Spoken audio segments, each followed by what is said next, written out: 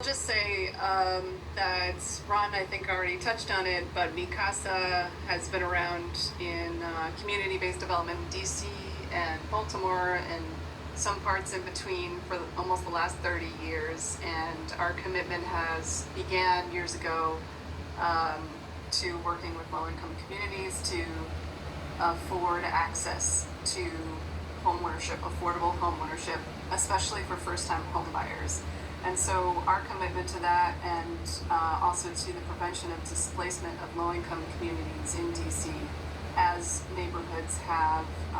gotten more and more expensive has really been invested in the recent years in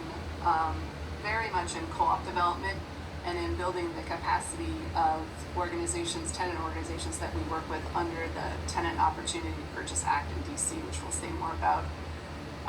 to collectively own and operate their buildings and become not only community members but stakeholders, long-term owners, and really secure in their position in the neighborhoods that they've lived in, many of them long-term. We work with many, as I said, long-term, low-income communities, many immigrants, many Spanish-speaking folks, and a growing number of Amharic and Francophone African communities, families, seniors, and anyone who needs, and so many of us do, who needs affordable housing and needs access to it in the district and beyond. And so I wanted to introduce Robert Conkey, who is a rising star project manager at Mikasa. He had the great misfortune of joining us right before COVID-19 hit, and so he spent more time outside of the office than in. But I'd say, I've seen him grow tremendously as a project manager, and he's also become quite an expert in financing affordable cooperative development and is right now working on several loan closings, very complicated loan closings with multi-layered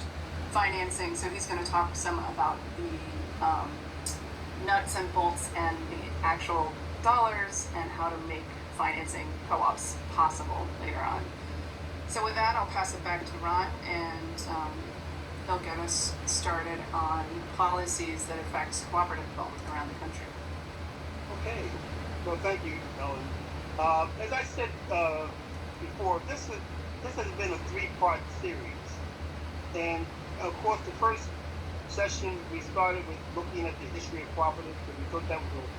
a conversation that needed to be had in terms of just looking historically down the road in terms of how the cooperatives come to be in this country and gain a foothold in many communities in terms of creating access and affordability for low-income homeowners as well as upper-income homeowners. So that was our first session, and tonight we're going to talk a lot about what's happening nationally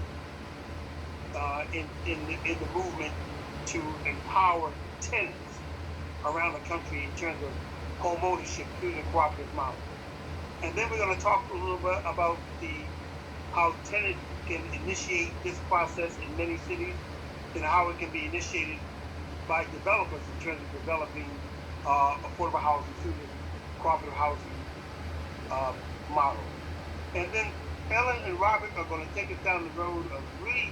digging deep in terms of what it entails in terms of structuring these kind of deals, because they are unique in many ways to the financing structures that they use to assemble them. As Ellen said, Robert's working very complicated deals, and so we're going to get to hear from them in terms of from the developers'